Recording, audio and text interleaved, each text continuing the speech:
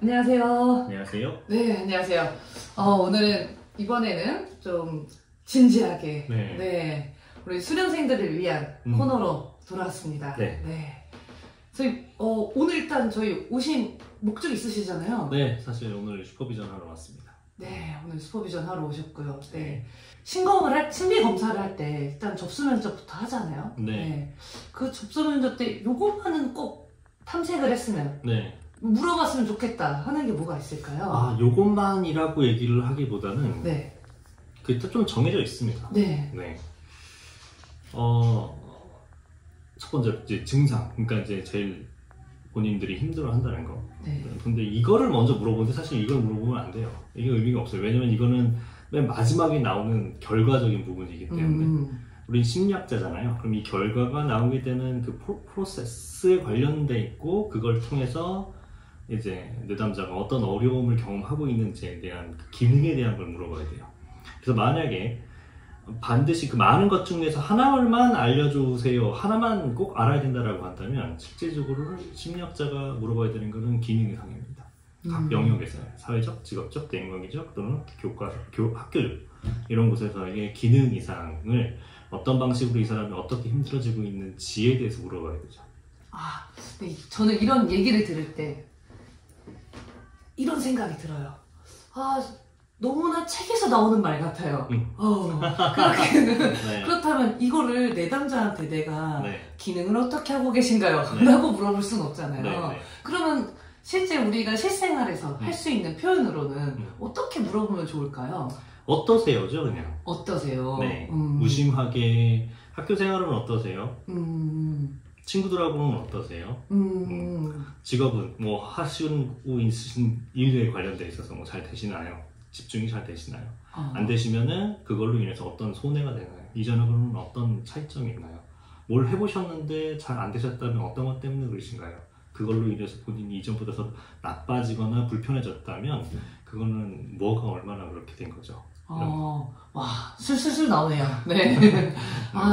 어떠세요? 네. 거기서부터 시작합니다. 시작을 해서. 네. 질문 목록이 있는 것보다는 아마 그 상담을 하시면서 이제 이런저런 기술들, 질문 기술들을 하잖아요. 자연스럽게 넘어가게 되는 그거를 똑같이 평가 면접에서 활용하신다고 보시면 됩니다. 다만 평가 면접은 이제 일반 상담하는 거하고는 좀 다르기 때문에 짧게 이제 정보를 얻는 중심으로 하고 빨리 끝내죠.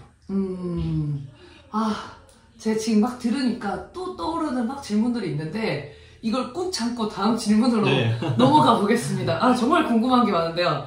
우선 그러면 이제 지금 간단하게 접수 면접 때 얘기를 했어요. 그럼 우리 해석할 때는 뭐 접수 면접 때는 내가 탐색하는 거라면은 해석은 이제 그 탐색한 결과들, 검사한 것들로 인해서 내가 이제 전달해 드려야 되는 거잖아요. 그래서 좀 조심스러운 부분이 있다면, 혹은 우리가 조심해야 할 거?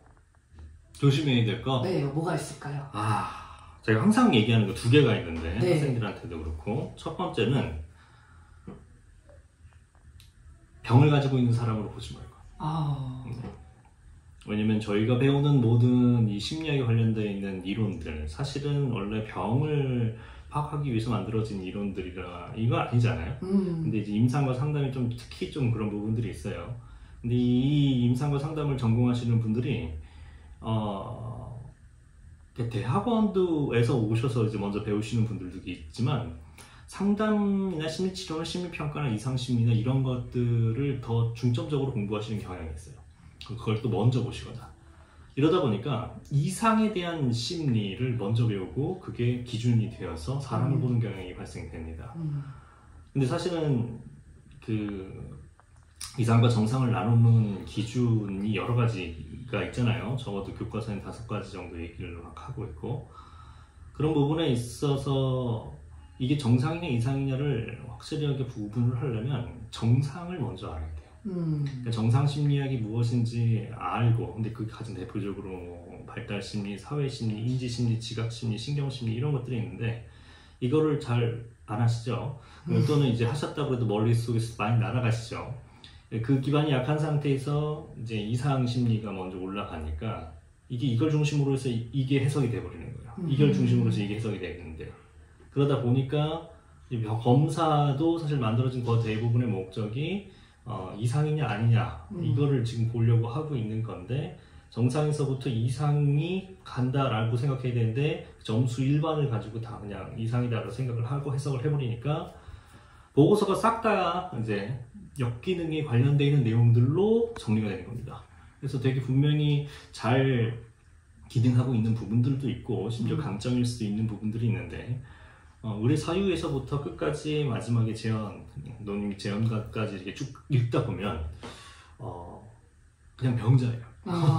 처음부터 끝까지 다 병자예요. 그러니까 문제가 있는 사람이 돼버리는 거죠. 어떻게 이런 사람이 지금까지 살아올 수 있었을까라고 하는 의심이 들 정도로 너무 나쁘게 써져 있는 경우들이 많아요. 실제로 심리평가 보고서가 그런 식으로 되는 경우가 많죠. 그래서 그거 하지 말라는 거죠.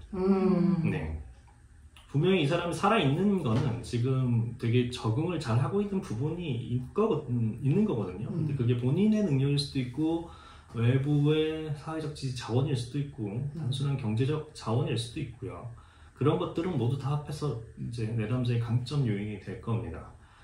우리가 심리평가를 하는 이유는 결국에는 상담을 잘 하려고 하는 거죠. 그러면은 교과에서 맨날 배우던 그 강점을 이용을 해라, 작업 동매를 맺어라 라고 얘기를 하려면 그게 파악이 돼야 되는데 그거 파악할 생각은 안 하고 문제를 파악할 생각만 하니까 이게 문제가 되는 거죠. 그래서 항상 이제 그분들이 수련을 하시는 분들이 이 검사가 이렇게 나왔는데 해석을 어떻게 해줘야 돼요? 라고 얘기를 하시는 이유가 할 줄 몰라요가 아니고 나쁘게 나왔는데 나쁜 걸 그분한테 어떻게 좋게 얘기해요? 이거가 민망한 거죠, 본인들도. 네. 그렇게 봤으니까 그렇게밖에 못 얘기하는 거죠. 네. 하여튼 그런 부분이 있고, 두 번째로는 이게 저희가 의학하고 좀 맞닿아 있는 부분이 많습니다. 그리고 대체로 이 심리학에 관련되어 있는 연구의 근거가 되는 이제 그 정보들 대부분은 이제 외국에서 왔죠. 그러다 보니까 애초에 처음부터 개념과 그 정의하고 단어가 그냥 외국어예요. 그러다 보니까 그 외국어를 그냥 그대로 사용하시는 분들 이런 경우가 있습니다. 그러다 보니까 보고서도 어려워지고 내용이 너무 전문 용어가 많아져가지고 그리고 또 하나는 알아들을 수가 없는 거예요, 내담자가. 그분들은 비전공자일 테니까. 그래서 항상 얘기하는 게 영어 쓰지 마라. 또 하나는 내담자가 알아들을 수 있는 수준으로 보고서를 쓰고 설명해 주어라. 우리가 일반적으로 사용하는 관습적인 언어를 활용해서 얘기를 해야 된다. 요 두 개를 가장 강조하고 있습니다. 지금 선생님 말씀을 들으니까 제가 선생님한테 좀 평가를 받아보고 싶네요. 그러면은 네. 그 평가지는 내가 잘 기능하고 있는 면을 잘 봐줄 것 같고, 혹은 그렇지 못한 면도 너가 발달적으로 살아있는 한 이럴 수 있는 부분이야 라고 좀 잘 봐줄 것 같고. 네. 그런 선생님 있다면 되게 마음 참 따뜻할 것 같네요. 네. 네. 감사합니다. 고맙습니다.